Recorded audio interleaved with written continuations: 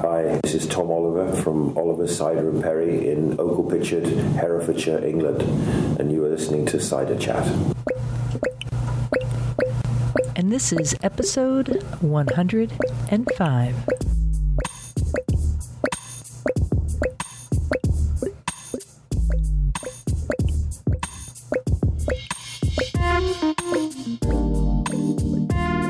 Hello and welcome to Cider Chat.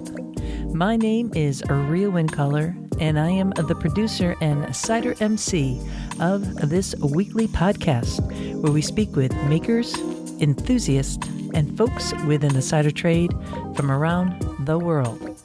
And this week, we are in for a special treat, as we'll be hearing from Tom Oliver of Oliver's Cider and Perry, based in Herefordshire in the UK. And it'll all be on Perry. There'll be more on that chat in just a moment. Ooh-wee, it is so good to be chatting with you this week. Last week I had shoulder surgery, and that was a trip, and it's really successful. Typically, I guess a lot of my friends were freaking me out, saying, "Watch out, you're going to be in so much pain." And I finally told people to stop already. I don't want to hear that. I felt so positive to be able to have the opportunity to have surgery. And I went in there and I just loved the nurses and the doctors. And it was just like a love fest, really, for me. I try to move through life like that because I have the saying, when working towards success, there's no time for failure. And I try to actualize that in my own health and in my daily life on whatever I'm doing. So whether it's health, that is the little stress factor for you, or you are a startup cidery or thinking about becoming one, or you're full in on it and wondering how you're going to make it, keep that eye on the prize. When working towards success, there's no time for failure. Life is short, so you might as well stay in the success channel if you can. And if you can't, seek out people who will shine that light for you. Because, again, no time to waste here. So I'm feeling great, really stoked to be here. I'm doing this podcast one-armed, which is enlightening. Luckily, I am ambidextrous. So that's good. But, I'm missing my right arm, but it needs a little bit of care. I'm a little tired, and I need a lot of rest. So we're going to just keep on rolling through this show and move us up to the main chat with Tom Oliver. I'll be right back. We're going to fill in a couple details and then roll into the main chat in just a couple moments.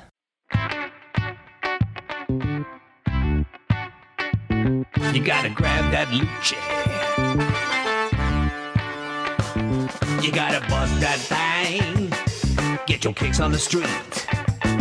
Gotta kick, clack, step back. Oh, you gots to skeet. It's a rat-a-tat-a, rat-a-tat-a, rat-a-tat-a, bala. Rat-a-tat-a, rat-a-tat-a, rat-a-tat-a, holla.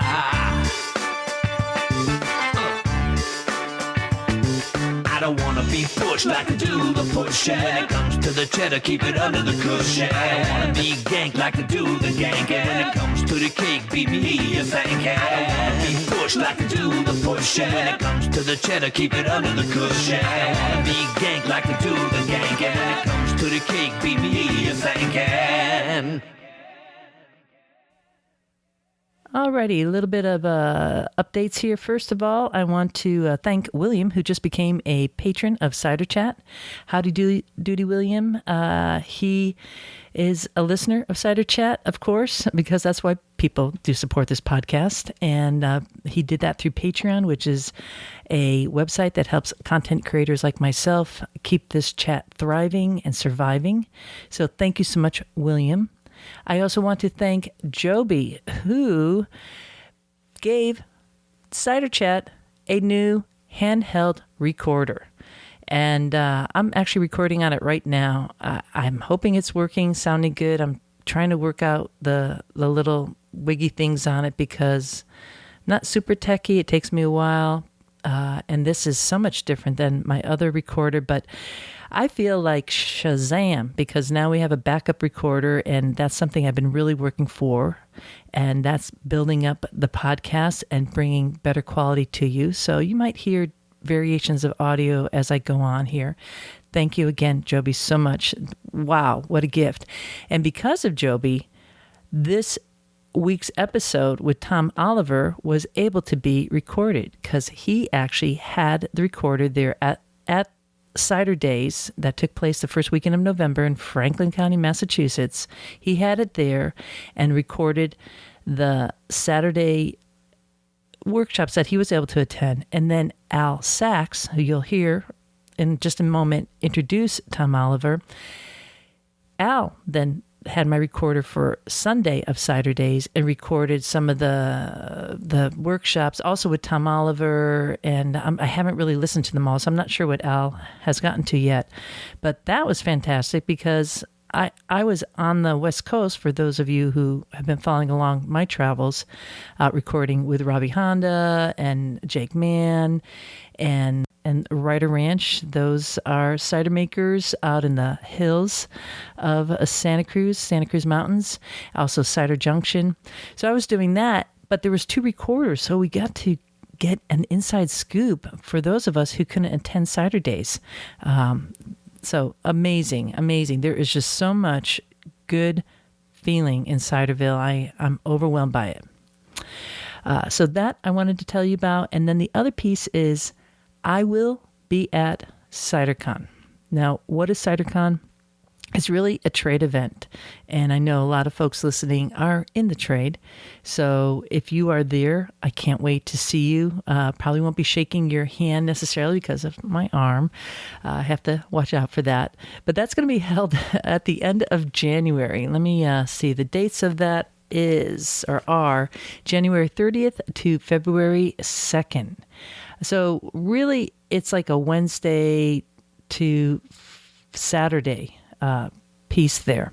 And on Tuesday, they're going to have some tours. One is going to be through Washington, D.C. Another one's going to be in Maryland. And then in Pennsylvania, around the region of where CiderCon is going to be held in Baltimore. So I'm going to be talking about CiderCon all the way leading up to it to get us all in the buzz on it.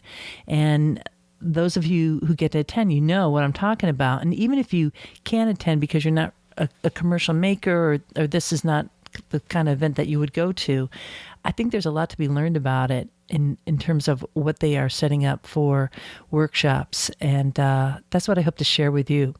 So stay tuned for that. And my tip this week for anyone even thinking about going to CiderCon is to reserve your hotel room now in Baltimore.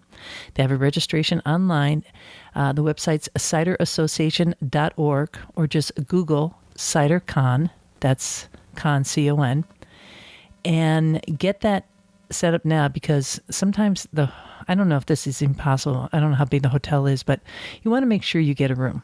You could always cancel it, but start planning now. Okie dokie. All right. Well, we're going to move into this main chat with Tom Oliver. And again, it was pre-recorded. You're going to hear Al Sachs doing the intro. Al Sachs was on the podcast. He is, I guess, on the board, you would say, of Cider Days. So he helps set it up. And Al's a great guy. I know him, just as a local yokel. He was a DJ for many years. I remember he had me on his program.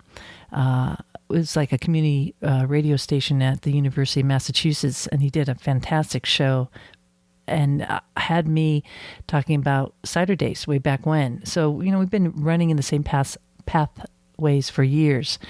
And so you'll hear a little bit about him, and we're going to roll into it. But I want you to think about something while you're listening to Tom Oliver, in that coming this April, I'm going to be in the UK meeting with Tom Oliver and a bunch of other amazing cider makers, being shuttled around through Herefordshire and Somerset and experiencing cider during apple blossom season. So we're talking late April, April 25th to May 2nd. We're going to be going to 2 ciders a day. We're going to be having cider meals, cider-themed meals, like indulgence, getting in the groove of the landscape, of the people, of the local fair, and learning from each other, from the makers, walking in the orchards. I believe it's a really well-paced tour because I curated it with everyone in mind that wanted to have a cider experience. So if you're listening to this and you think you want to go on that trip, do reserve your seat now, because this is the first Totally Cider travel tour going out into the world. And I'm hoping there's going to be many. And one way you could support this podcast, if you can't be a patron, is to share the news about this tour. Because my hope is that this will be one of many tours, not only in the UK, but also in the US. You could be sure that I am scouting out, loops around the US right now to bring cider tours, hopefully to your cidery or to your cider bar. And that's the way we help each other, is by lifting all cider up. And I would think that you would say, dang.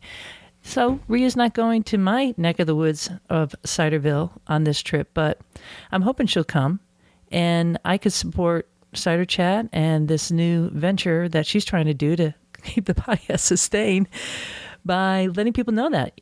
So I'm going to be putting up a sign. I'll be reminding you. I can't do it right now because of the one arm, but I'll be putting up a sign at the totallycider.com page that you could download if you're a cidery or cider bar, and put a little poster up.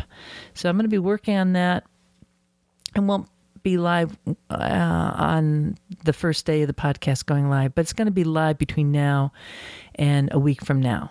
And you could just go to totallycider.com, download the little PDF thing, and put up a flyer and let people know. Because I'd like to fill this up so that I can move on to the next tour that I have planned. And it might just be coming to your spot in Cidervlle, which I think this is grand to get folks really being moved towards where the cider is. And in turn, it just keeps on, building up the momentum and excitement of cider. So think about that while you're listening to Tom Oliver as he's talking about the different places, his location, the folks who have visited there. And imagine yourself hanging out with Tom Oliver, walking out in the orchard, drinking perry with him, having a cheese pairing, because he basically said, this is the only way I want to do it, is by having a tasting of cheese and perry. And of course, what am I going to say? Hell yeah. So if that sounds like amazing time with you, plus all the other makers we're going to be seeing, do, again, reserve your spot today at the totallycider.com webpage, and you won't regret it. Let's all now grab a glass and join this chat with Tom Oliver of Oliver's Cider and Perry, based in the UK. Remember, this is a pre-recorded at CiderDays 2017 and will be brought into this conversation by Al Sachs. Ladies and gentlemen, welcome to CiderDays again.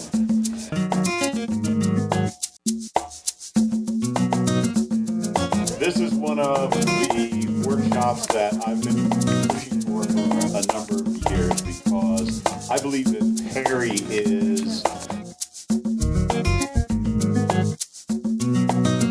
one of the most exciting drinks that's coming into the United States. Of course, it's been known in England for hundreds and hundreds of years. And the person that I associate with making the best perry in England is Tom Oliver. And we are honored to have him here today. And you are so lucky to be here. I can't believe it. My hero, Tom Oliver, one of the best cider and perry makers in the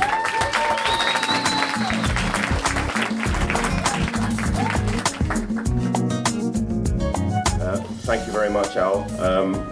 I don't really believe that myself. I am just another cider and perry maker in a room full of cider and perry makers, in a town full of cider and perry makers, in a country full of cider and perry makers, and luckily in an ever-increasing number throughout the world. So I think that's something to celebrate in itself.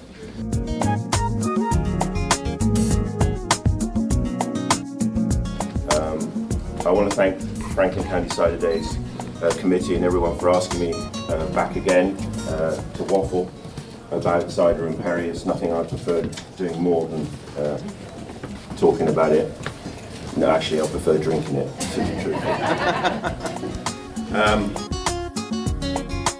And to that end, I'd like to say, for those of you who are coming tomorrow to the perry tasting, you're lucky because it's sold out. For those of you who can't come tomorrow, we've managed to scratch together 2 very, very fine perries for you to have a taste of today while I talk. Because believe you me, having a little bit of perry while I talk is a very good idea. So,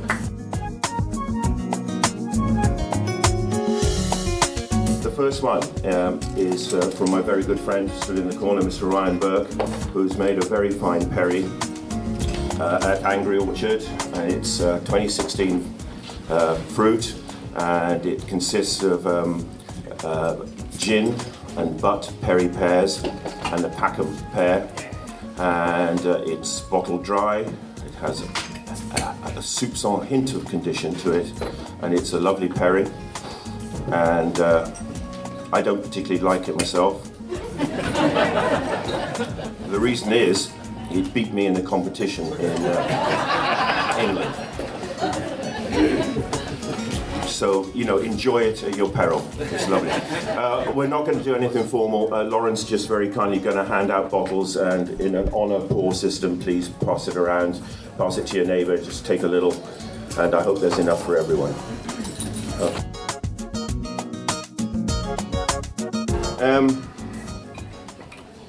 James Crowden, he's a fine cider poet and author, and he said, "If cider is a hard master, then perry is his beautiful but fickle mistress." You never know what perry is going to do. It's a defiant rule breaker of immense charm, brilliant one moment and woeful the next, destined to pull quirky stunts. You can never stop learning though, because when it is right, it is a magnificent celebration of the wonderful subtleness and delicacy of the perry pear. The aroma that can hint of a hedgerow fruit such as elderflower. The taste laced with a citrus zing against a body of apricot and touches of rhubarb, ginger or lychee. All this anchored by the stunning attention-grabbing tannic experience in the mouthfeel and in the finish. And I agree with him. So, for those of you who don't know much about me, I'm Tom Oliver. I farm with my mum and my brother in a beautiful little village in Herefordshire in England called Oaklepitchard. We've got a 330-acre traditional mixed Herefordshire farm. It's extensive rather than intensive. We've got a 60-head herd of Hereford cattle, which we are a single suckler beef production, and we've got about 300 head of Texel sheep for fat lamb production. Most of the farm is down to grass. There's a bit of woodland, a little bit of corn, and a small amount of orchard. So I don't have a huge amount of fruit myself, but I luckily live in probably the finest county in the world for cider apples and actually for perry pears. So I'm very lucky. We can source most of our fruit by helping people manage their orchards, and part of the payback is that I get the fruit in the sort of condition that I like for making the sort of cider and perry that I like to make. We decided to sell cider and perry in 1999. Up until then we've been hop growers, and 2 people up until then had been really important in my cider and perry making time. One was a chap called Roger French, who wrote a fantastic book called The History and Virtues of Cider. Has anyone read Roger's book at all? No, you should do.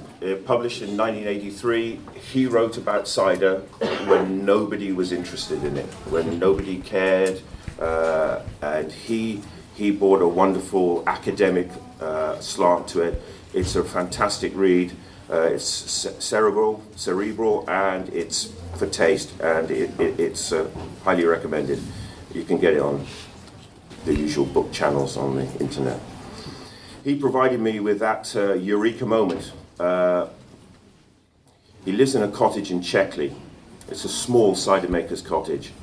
And if you can imagine, there's a kitchen which he dug a cellar out underneath by hand to store his cider and perry in. And it fills with water. So you can't have any electric down there. You have to go down with a torch and you retrieve bottles that are sort of mouldy and fungus ridden. And one day he went down and he retrieved a bottle and it looked ghastly. You know, it looked like my early types of attempt at making cider and perry. And he prized the top off and offered me a glass, and it was glorious. It was aromatic. It was sparkling, but in a beautiful sort of sensory way. Lots of small bubbles. It was a phenomenal experience on the nose, and the taste it was ballistic experience. It was a Kingston Black cider, and right at that moment, I knew that this was the style of drink that I wanted to make. And I've been trying to pursue that ever since. I've not actually recreated that experience with any of my ciders and perries yet. So I've got something to aim at, which is what it's all about. The other chap that helped me was a chap called Ted Jones. He lives in a place called Stamford Bishop in Bromyard. And him and me used to pick fruit in the same orchard. And I was allowed free run of the orchard, except for one tree. One tree. Okay. Sorry, while I was talking about my place, I was meant to show you the drive down to my cider house. For those of you who have been, the cattle might not have been at the top of the drive, and it might not have been sunny when you were there. But it's a, you know, as much as I love cider and apples, when I look at that picture and I see the blue of the sky, the green of the grass, that beautiful deep red of the Hereford coat and the white face, I think you cannot get a better use of colours. There isn't. It is phenomenal. Yeah. Makes me very proud to be from Herefordshire, I'll tell you. Okay. So yeah, this one tree. I wasn't allowed to have the fruit. It was Ted's fruit, and he valued the perry that he made from this tree above all other trees, and I found out why, but it took quite a few years for me to find out. We discovered that this, in actual fact, is a variety called Copy. That tree that you're looking at is the only mature tree of this variety that is known. Now that is known anywhere. So he clearly knew his varieties, but he clearly knew the qualities of a pear that made a fine drink. Unfortunately, Ted is now dead, but with that misfortune is my fortune, because I can now have the fruit, and have done so for a number of years. You're looking at the mighty Copy tree, of which there is only one. We have, of course, grafted and budded it, and it is been spread around now, but still the only one that I know of. People keep coming up with faux Copy pears, and it's great fun, because I really would love to find another one, but nobody has yet. Right. Okay. Those are a few Copy perry pears, and they have really caught the sun. Beautiful, sort of like russeting and flushing. It speaks for itself, I guess. Okay. A little bit about the history of perry in the UK. It's a wonderfully undocumented and sort of guess game as to what actually happened. And excuse me if I sort of do a lot of reading here now, but if I don't, what I say will be rubbish and wrong. So let's try and get as factual as possible. At the end of the Ice Age, I have actually done a little bit of research on this, but I do like to thank a chap called Jim Chapman, who has provided me with quite a lot of information on this.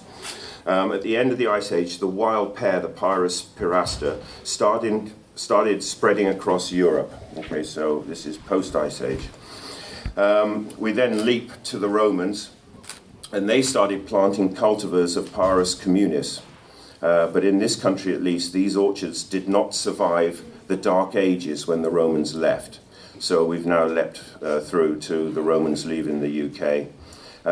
And what happened was that their plantings went wild. The remaining pears self-seeded. They mingled with the existing wild pears, the Pyrus pyrasta. So there was a feral population of chance seedlings or wildings that were starting to emerge. However, they became so common in some areas that the monk William of Malmesbury wrote at the start of the 12th century, and this was about Gloucestershire. Here you may see the highways and the common lanes clad with apple trees and pear trees, not set nor grafted by the industry of man's hand, but growing naturally of their own accord. So really what they're saying is that pears right up until sort of the middle ages of, say, let's 1400s, 1500s, they weren't growing, they just happened. So they would be in woods, they would be in hedgerows, but don't think of neatly planted orchards, okay? These were just trees in the wild, much like people in America seem fascinated by trees in the wild, and I'm somewhat envious because in the UK now we have very few trees in the wild left in terms of apples and certainly in terms of pears. But over here, I think with the space you have, they're still very much about the place, which is very good. So there's another topic that's quite relevant nowadays, and that's climate change. And so I need to try and weave in what was happening climatically in the UK at this time. There was a medieval warm period that made southern England suitable for growing grapes, and that lasted from 950 to 1250. So what fruit was grown for making drink was more likely to be grapes then than apples or pears, just trying to set the scene. We then had a short gap of 50 years, and then there was a little ice age from 1300 to 1850, all right? And then this was where vineyards were replaced by orchards. So, starting to get the picture, orchards started to develop from the 1300s onwards. And this meant that in terms of Europe, you had the sort of corn-fed ale being made in the northern half. You had the grape-led winemakers in the southern half, and then in this little strip in the middle, you had the orchards and the apples and the pears. And that, in essence, is probably one of the most significant reasons why the West Country of England has the reputation it has, and while in Normandy has the reputation it has, because we just fitted in a band that didn't fit in the beer belt or the wine belt. Okay, so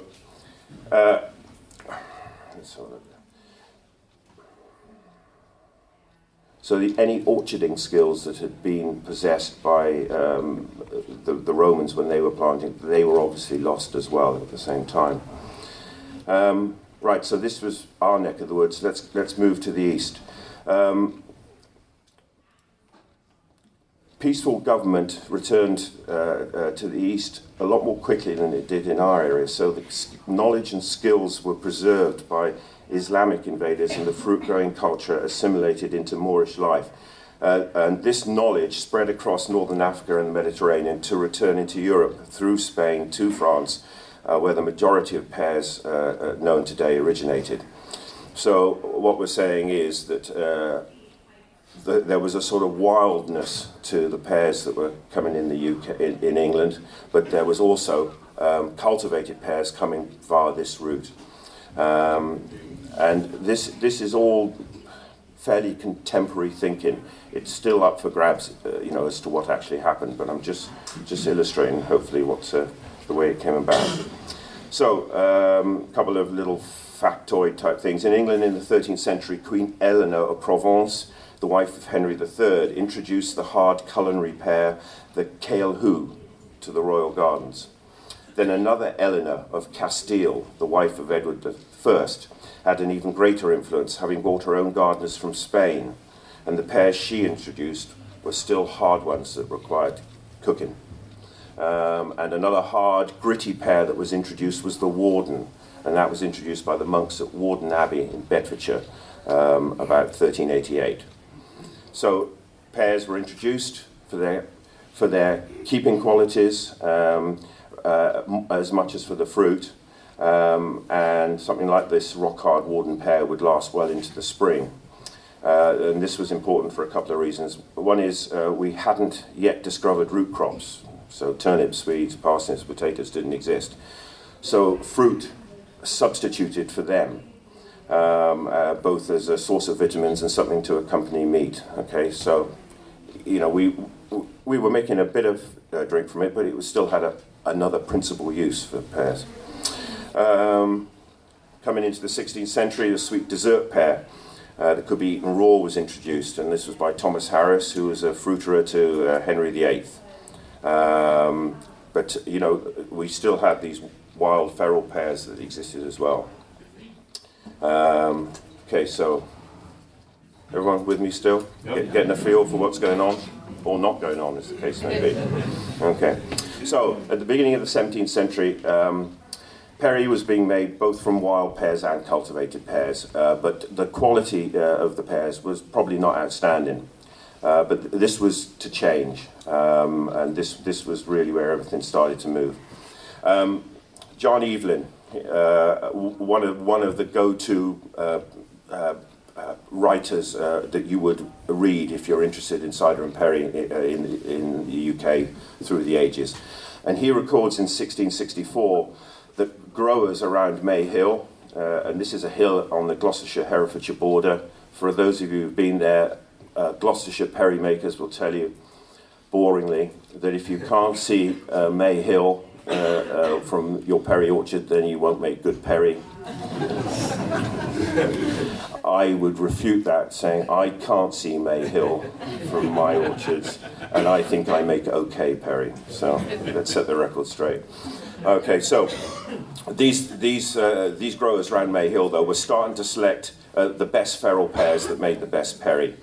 And we think that, in essence, the basis of the perry pears that exist nowadays, the selection process started there or thereabouts, in terms of seeking out the fruit that made the best perry. William Camden in Britannia in 1586, he remarked upon the decline of vineyards in Gloucestershire and their replacement with orchards.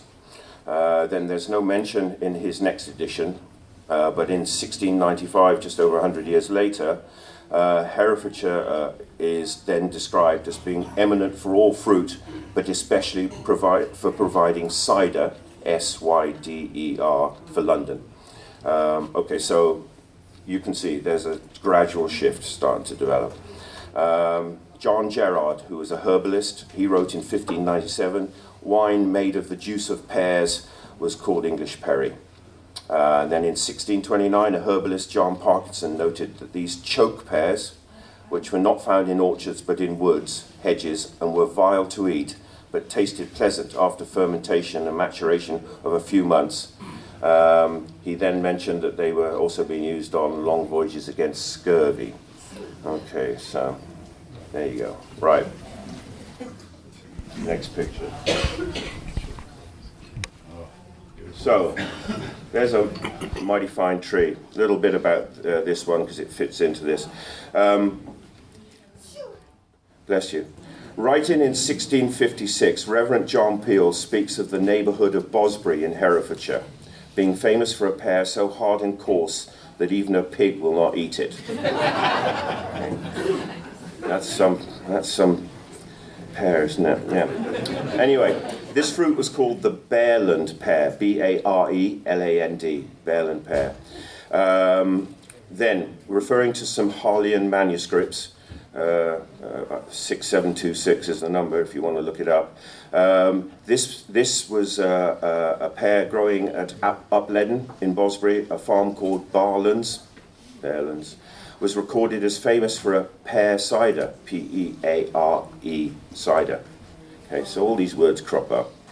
Upledden was the manor that belonged to the Order of the Knights of the Templars until they were suppressed. Rather than this pear being just another wilding, perhaps the Knights Templar might have brought this potentially foreign pear back, say from maybe Jerusalem or wherever they had been defending the country. And perhaps maybe they brought back something special. I don't know. Anyway, it's the very first mention of a named Perry pear variety, the Barland Perry pear. That tree is a Barland Perry pear tree. Yeah. Do we see the graft line? You do, and it's not like the high horse graft line. It's a lower one, about Well, we see something white there. 3 foot off the ground. Yeah. That's it. Yeah. And that tree, okay, so the photograph's a bit of a, it makes that 30-foot bough. The 30-foot high barn makes the tree look like 150-foot high, but it's not quite that high, but it is magnificent, and especially when it's in blossom. And it's one of the wonderful sights you get around the 3 counties of Herefordshire, Worcestershire and Gloucestershire. Okay, so the Barland tree. Right. Any idea what time it is, anyone? About 5:11. Is it? How much longer have I got? We'll let you go as long as you can. Okay. All right.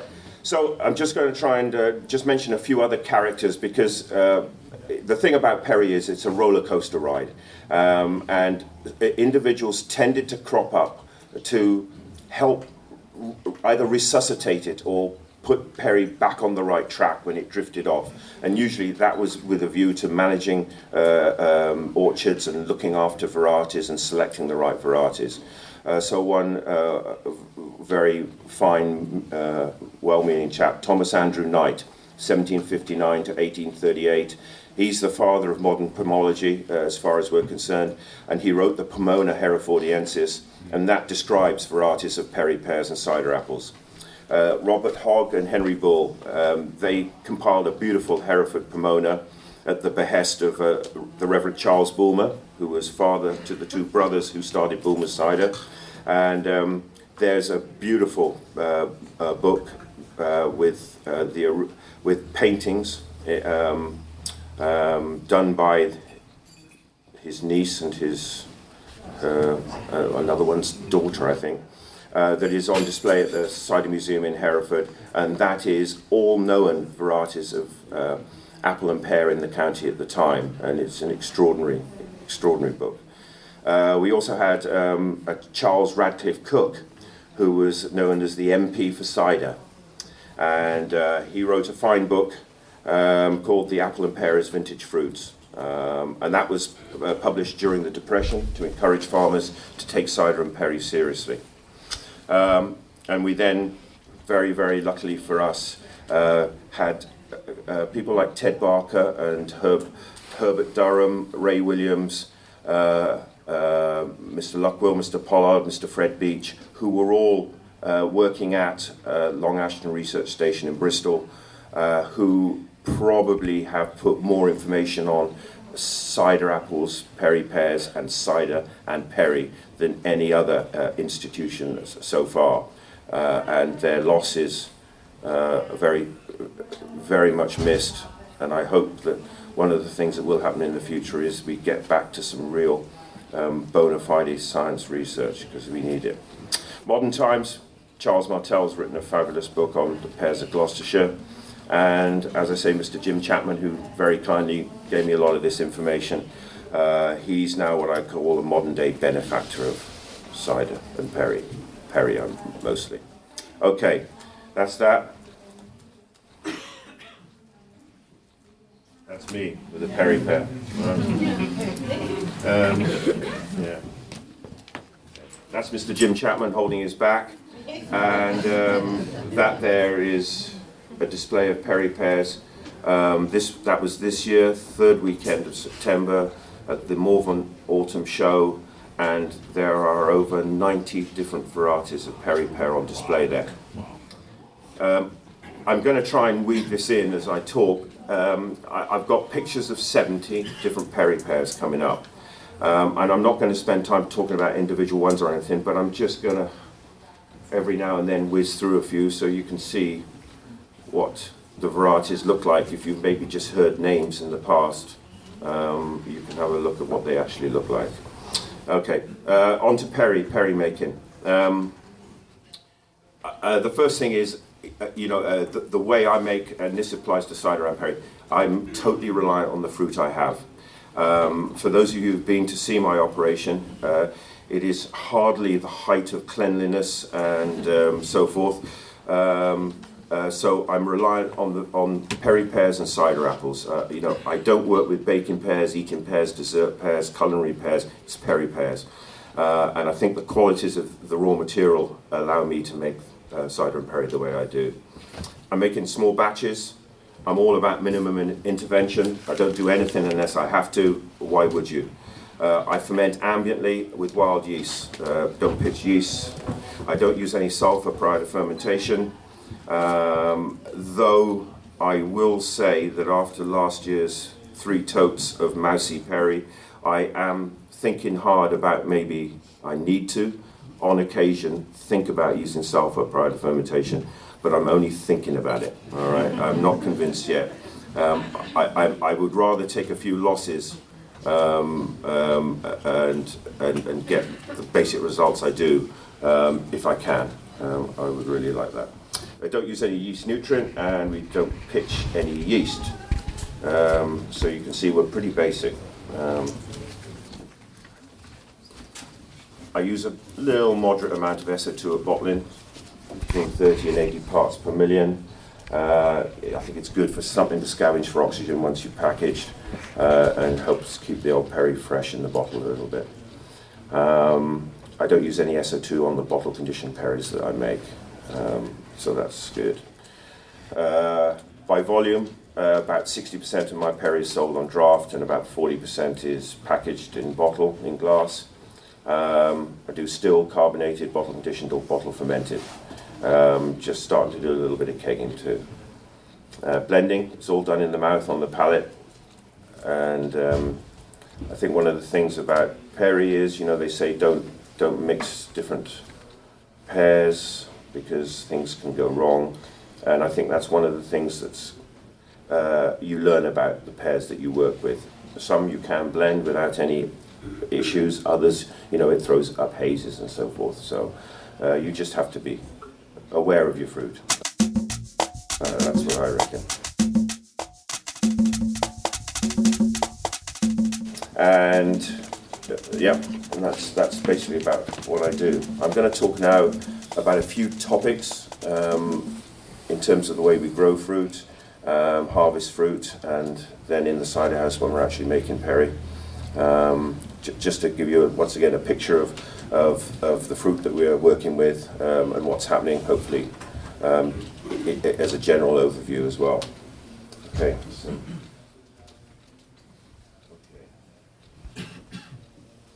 Arlingham squash. Don't ever plant squash. One of the great pears that you can never quite get to grips with. You think you've got it all lined up ready to harvest or collect, and then you get round to getting them and they've all gone soft and impossible to work with. It does make great perry, but I suggest it's for those people who could really pay attention to detail that becomes a worthwhile variety. That's the old bad boy, the Barland pear, the first named perry pear variety. Edwin from Ploughman Cider came and helped me a few weeks ago, and when he went back, told his kids that he'd been pressing butt pears all day. It's humour like that misses us English, And when I saw him at the Cider Museum a week later, the kids were still laughing. It was great. So, There is humour in Perry. Yeah. Okay. All right. So out in the orchard. Obviously, I love big standard trees. We have some still. We have less than we used to have, and generally at the moment, the prevalent planting of Perry pears is on more bush-style trees, because everyone is determined to try and make this particular fruit give them an income. I am in admiration of all those people who are trying to make growing Perry pears give them an income. It is a really, really dangerous pursuit. It's more dangerous than deep sea diving. It's more dangerous than filming sharks. It's just not a guarantee, but it's worth a go. We tend to see the plantings that happen nowadays that are sort of 300 trees per acre. Trees are about 8 foot apart, and rows are about 16 foot apart. The favoured rootstock at the moment, and you know, there's a number, as you all know. Everybody knows people who are using this, that, and the other. Kirchenstahler in the UK, a German rootstock. They're getting pretty decent results. In terms of the growth of the tree, there still seems to be some varieties that seem to thrive on dwarfing, and there's others that seem not to particularly enjoy a dwarfing result. Blakeney Red doesn't seem that happy as a dwarfing tree, which is a pity, because it's a wonderful workhorse Perry pear. It's like, in the UK, it's like the equivalent to the Dabinet cider apple. You know, it's a good yielder, it's a good size, it's a regular cropper, and it's got some really nice Perry making qualities. But it's not particularly in love from what we're seeing at the moment in a bush situation.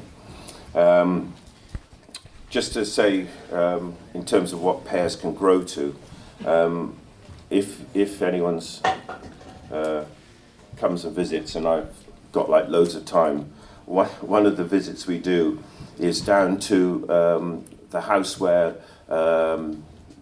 Lord Scudamore lived, and he's the chap responsible for planting the red streak apple in Herefordshire, or encouraging. I don't think he probably ever planted a single thing in his life, but he instructed others to plant the red streak apple, and responsible for the phrase that Herefordshire was but one entire orchard. He lived down at Home Lacey, and his house is luckily preserved. It's now a hotel for people over 60. So I can go there. Down by the river, there's the old rooted branches of a Perry pear tree. And these rooted branches are all that's left from a tree that in, where's the year, Tom? 1790. This tree had a canopy covered 3/4 of an acre. I hope we all know acres, yeah. And it yielded 7 UK metric tons of fruit. You can imagine that, 7 tons of fruit off one tree.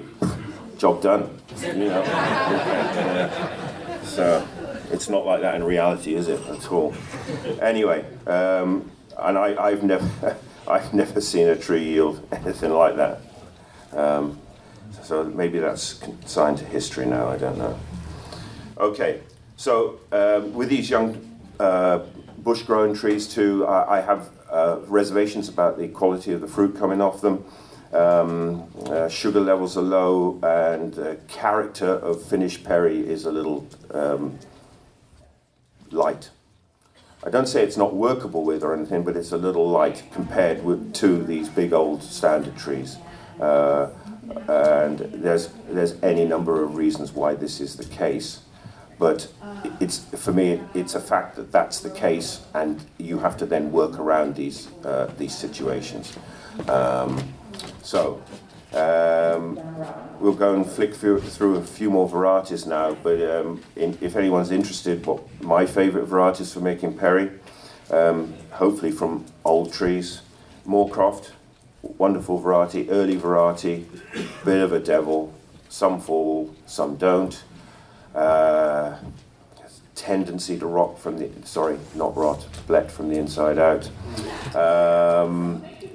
Another early one, Thorn, big fan of Thorn, Blakeney Red, Hendry Huffcap, Winnels Longdon, a real bletting from the inside out, devil of a pear to pick. Copy, Rock, Gin, Oldfield. Those last four are pretty good.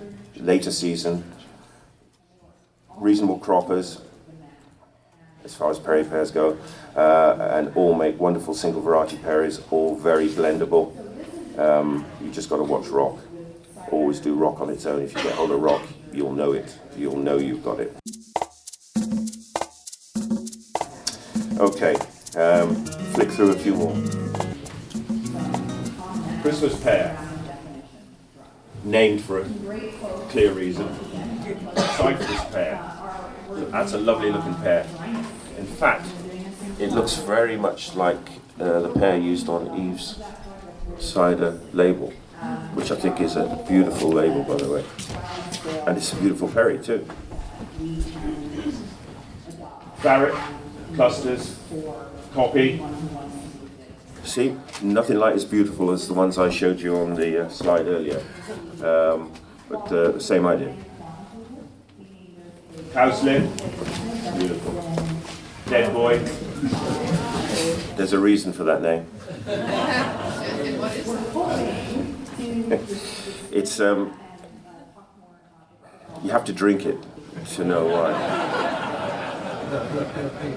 Duck Spawn, Blunt Red, Early Griffin, Flaky Bark.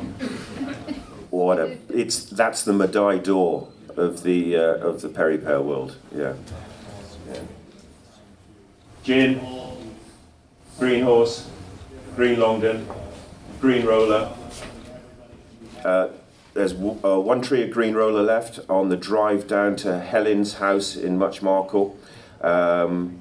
Once again, it's obviously been propagated, but yeah, one mature tree of Green Roller. By the way, I do assure you that if I was flicking through these without the names on them, I wouldn't have a clue what they all were. All right? Well, I'd know a few, but yeah, the challenge of the perry pear. They all ripen at different times. They don't come off the tree, and they have this wonderful thing of bletting. So people ask me, this pear's going brown from the inside out. Is it a bad thing? Is it, Well, it's not a bad thing. It's what happens. And bletting is a softening, and it's not rotting.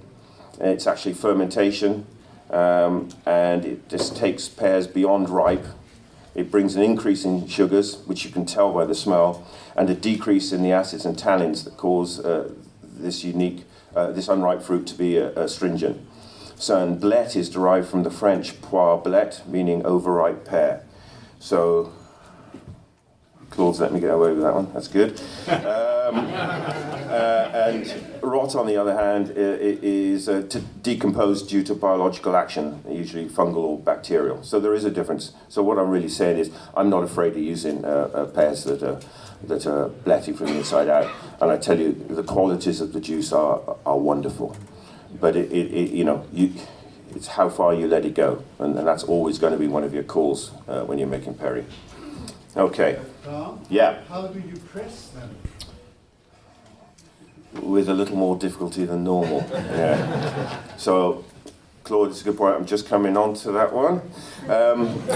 Generally, we don't sweat pears, not on purpose anyway. Obviously, sometimes we just don't get around to things as quickly as we'd like to. But we do like what happens when the sugars concentrate and a bit of water's lost.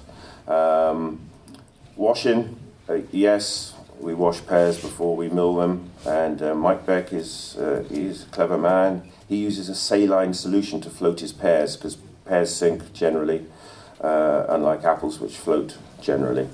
That's a good way to get your pears through your watercourse to your mill. We're always looking for good, chunky, thick sort of porridge consistency when we're milling. So there's quite a lot of grater changing in the mill. by Yarrick when he's doing pears. He doesn't really like doing pears because it's a fiddle, but he is good. He does try and get the sort of consistency that we want for getting a good press going.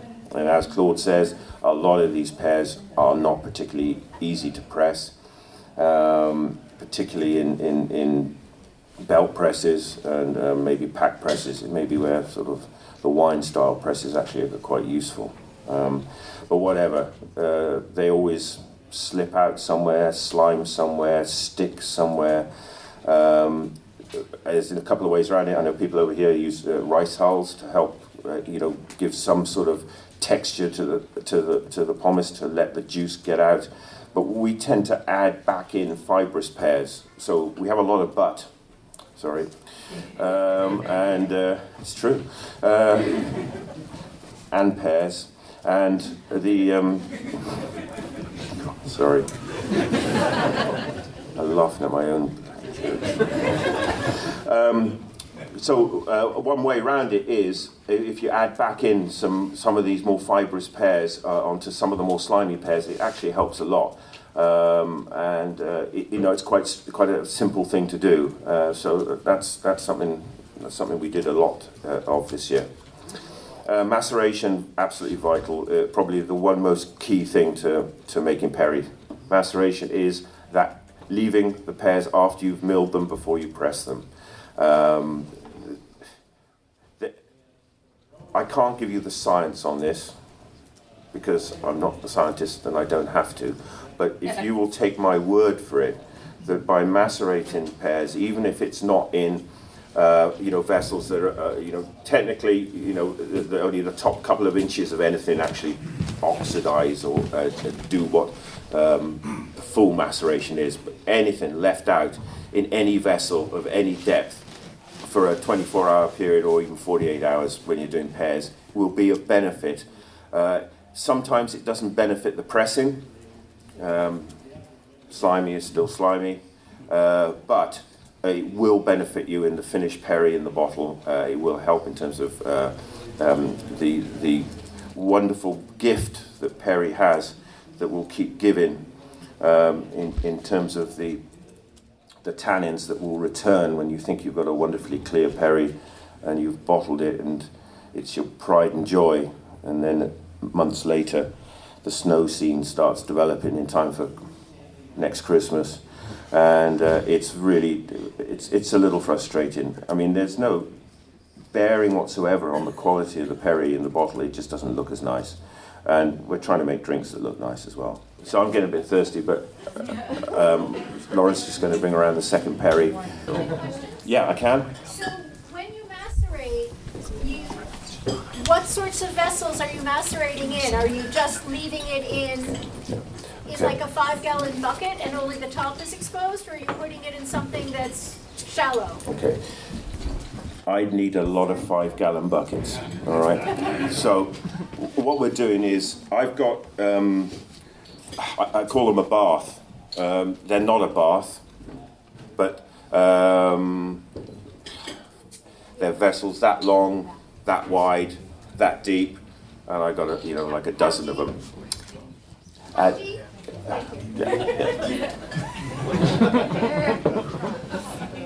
It doesn't really matter. It can be a tank, it can be anything. It's just the fact that you leave it for that period that I think is the benefit. Ideal would be, I've seen them in France or Italy, great big stainless steel vessels with a centrifuge pump in the bottom that will then pull the... Do I mean centrifuge? No, I mean... Thank you. Yeah. We'll bring it back out into your mill. And they're that deep, but they're huge. I mean, it can take up not a room this size, but that sort of size. But ideal, but no, not vital at all. Any container to rest them in is good. How long? 24 to 48 hours. The great thing about it is you can use this to fit into a system. It's not a system that large producers find easy because all they want to do is just get things moving. But what we do is we would mill at the end of the day, before we finish up, then leave it overnight. And yes, when we come back to it, it may not be 24 hours, or it may be 36 type hours later. It does really help. Typically, tannin levels after 24 hours will drop by 2/3, and that's wonderful. That's a massive help. And so not just tannin dropping, but as I say, that wonderful colloidal thing that will happen in bottle later is minimized as well. Okay, so I've told you I don't use sulfur, I don't use yeast. I'm a big fan of the complexity that these types of fermentations come. I love the randomness of wild yeast, the succession of wild yeast. Typically, we start off with yeast from the fruit, which are apiculate yeast as a general rule. They are the ones that kick the fermentations off, do 1 or 2% of alcohol, and then you shift over to the Saccharomyces, and they're the workhorse ones that carry on and finish the fermentation off. In terms of where these yeasts come from, people say, is it all on the fruit? Where is it? Well, it's not all on the fruit. The general consensus at the moment is about 5% of a wild yeast population working on a fermentation will come from the fruit. 2% on the fruit, 3% in the fruit. That leaves 95% of the yeasts that work on a wild yeast population will be from the equipment and in the buildings. Therefore, immediately everyone goes, that's why Tom has the sort of buildings he has, in the sort of conditions he has them, because that's what works, or that's what has worked, that's what is working, and that's what I really hope carries on working. I take nothing for granted, but it works. Okay, Perry pears too, notoriously depleted in nitrogen, so you would think maybe something you should add to, but I personally don't. I love long, slow fermentations. If I had to pick one Perry pear, it would probably be Oldfield. It is, and I use this lightly, it is almost the Kingston Black of the Perry pear world. Obviously completely different characteristics, but a single variety Perry from Oldfield is fabulous. Okay, so tannins, we talked a little bit about them and how to avoid the issues that come with them, and it is important, I think, to really take care of the tannin levels from your Perry pears. They make they're the deal breakers really, and they're the things you want to concentrate on. And maceration is the key to that. Citric acid, that's another gift that keeps giving with Perry pears. The real issue with that is that anaerobically, in the presence of lactic acid bacteria, that can be converted into acetic acid/vinegar. So one of the predominant acids in some pears has this wonderful ability, even if you make Perry in the most fastidious conditions, to go down to acetic acid and vinegar. And I'm very hopeful that the gentleman from Austria tomorrow will tell us a little bit about why it is they adopt the techniques they use when they make Perry, because I think they're absolutely petrified of that particular pathway. Sorbitol, it's the reason a dry Perry, as in all sugars that are fermentable in the Perry pears, have been fully fermented, and you're still left with some lovely residual sweetness. That's down to sorbitol. It is an unfermentable sugar, and it is a number of other things as well. The main one being a diuretic. Some people are more sensitive to it than others. It is the reason that the reputation for some pears went along the lines of it goes in like velvet and out like thunder. I reserve Homer Perry for my very special guests on that. So once again, if you visit and I offer you a Homer Perry, maybe you will ask, have you upset me, or are you indeed somebody who's probably just had a very fine meal and wants to... Anyway, sorry. English humour. Yeah. Thank you to Ryan for his perry, and the second one was my classic perry. It's a medium sweet perry, just a mix of perry pears and a little back sweetening, and I hope it sort of wet your whistle while we have it.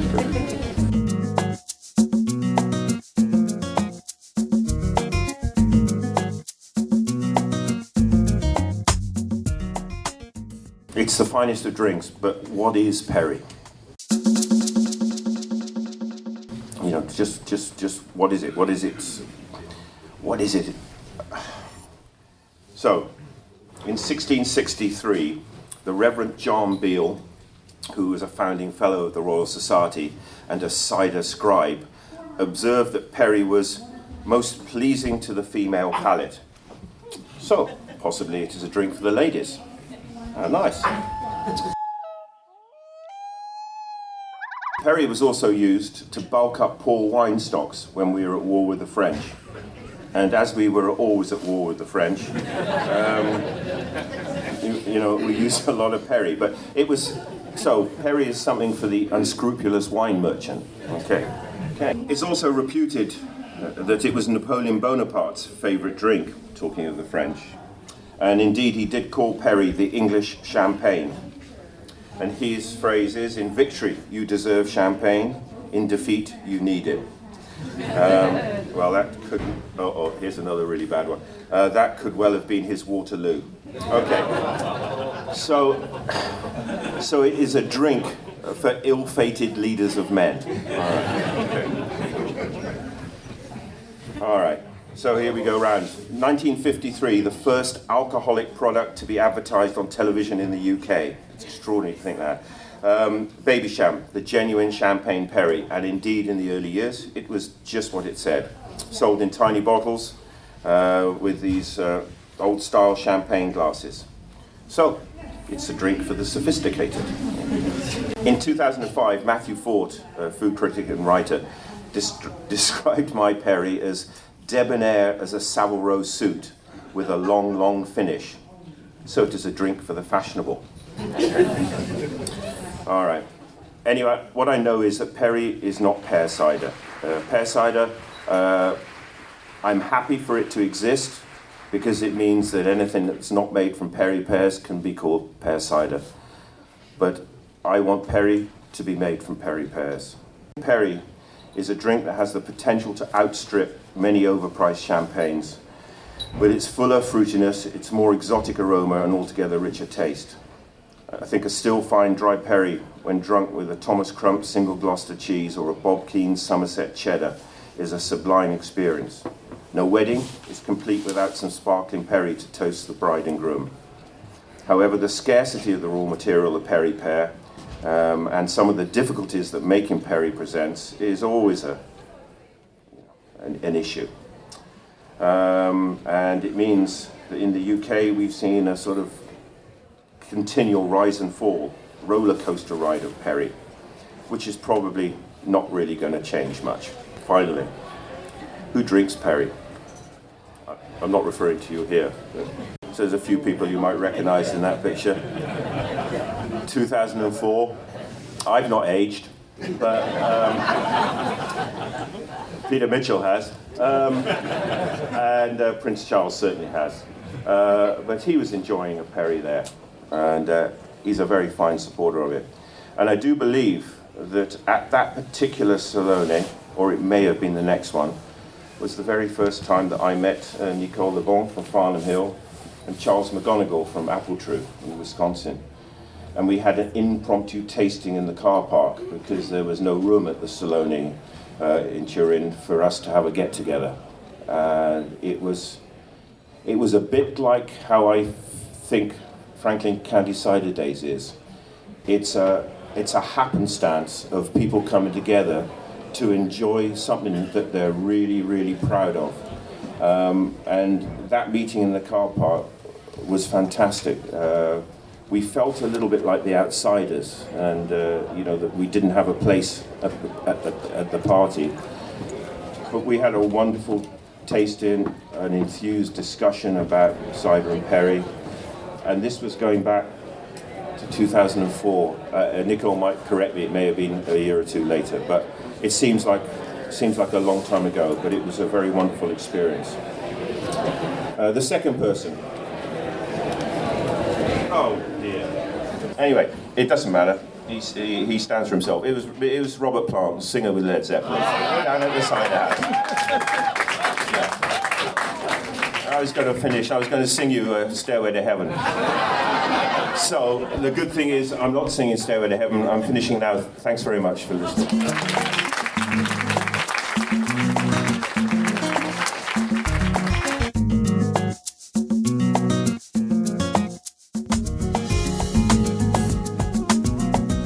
Thank you, Tom Oliver of Oliver's Cider and Perry, for sharing such a wealth of information on that delectable drink we know as perry and those persnickety palms called perry pears. Oh, we love them so. And if you haven't made a note yet, please do to reserve your space now on the Totally Cider Tour, headed to the UK on April 25th through May 2nd, right in the middle of apple blossom time.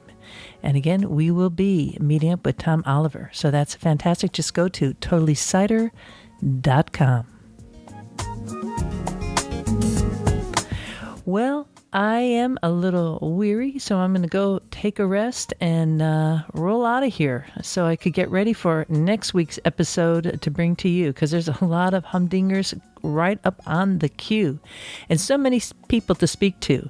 In fact, if you are headed to CiderCon, as another little reminder, do contact me. I have some openings still with makers, so perhaps it will work out having that chat with you. And if I can't get to you, please do not be offended. Just know that there is always a spot for you on this podcast. It's just a matter of time. So many stories. I love hearing them all, and we'll be getting to them. So bear with me as we make our way around Ciderville, because it is one big world.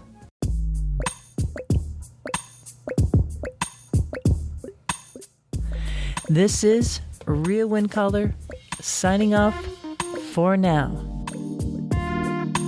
Looking forward to seeing you in Ciderville.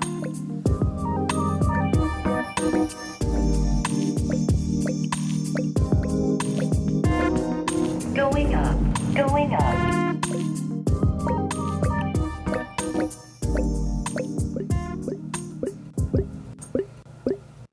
Yeehaw!